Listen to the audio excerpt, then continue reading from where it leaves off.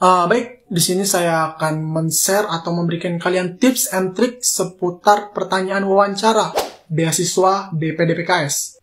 Oke, jadi beasiswa ini berasal dari BPDPKS dan dibantu oleh Dijenbun, yang tujuannya yaitu untuk memfasilitasi atau membiayai perkuliahan anak para petani kelapa sawit yang ada di Indonesia, yang tujuannya untuk sustainable palm oil atau kelapa sawit yang berkelanjutan. Jadi nanti setelah anak tersebut dikuliahkan dan dibiayai serta difasilitasi, ketika sudah mendapatkan ilmu lebih, dia akan kembali ke daerahnya masing-masing dan mengembangkan perkelapa sawitan yang ada di daerahnya masing-masing. Jadi tahapan tesnya ada 3 tahap ya. Tahapan yang pertama yaitu tes administrasi, kemudian yang kedua itu ada tes TPA serta psikologi, kemudian yang ketiga tes terakhir yaitu wawancara. Nah, di sini saya akan membahas mengenai tips and tricks menjawab wawancara di seputar beasiswa BPDPKS. Hal pertama yang sering dipertanyakan oleh asesor atau panitia dari BPDPKS yaitu yang pertama mengenai profil. Nah, jadi untuk profil ini, jika asesornya menanyakan tolong perkenalkan diri Anda, jawabannya jangan seperti ini ya. Perkenalkan, nama saya David Hidayat, saya dari Jambi, asal SMA Negeri 3 Muara Bungo. Tapi jawabnya seperti ini.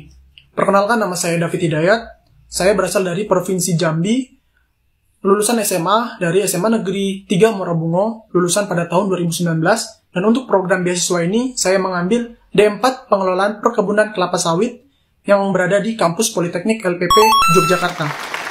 Kemudian pertanyaan yang kedua, itu biasanya dia menanyakan tentang alasan atau motivasi kita mengambil beasiswa ini.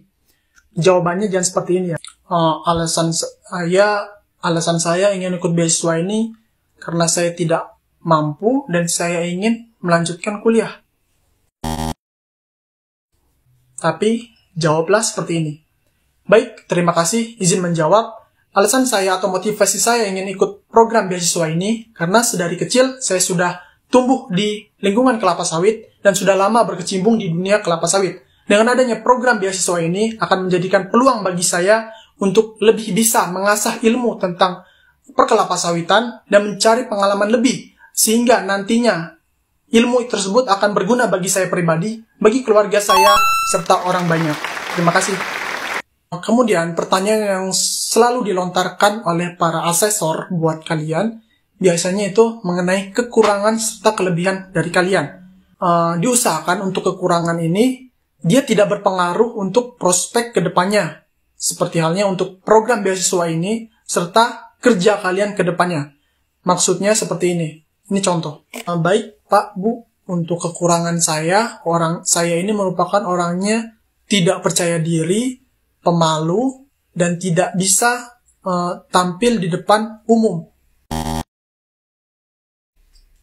Kekurangan seperti itu sangat berpengaruh untuk prospek ke depannya. Untuk program beasiswa ini pun juga sangat berpengaruh. Untuk orang yang pemalu dan mungkin tidak tampil percaya diri, dia akan sangat kurang untuk program ini. Kalau bisa, jawabannya seperti ini.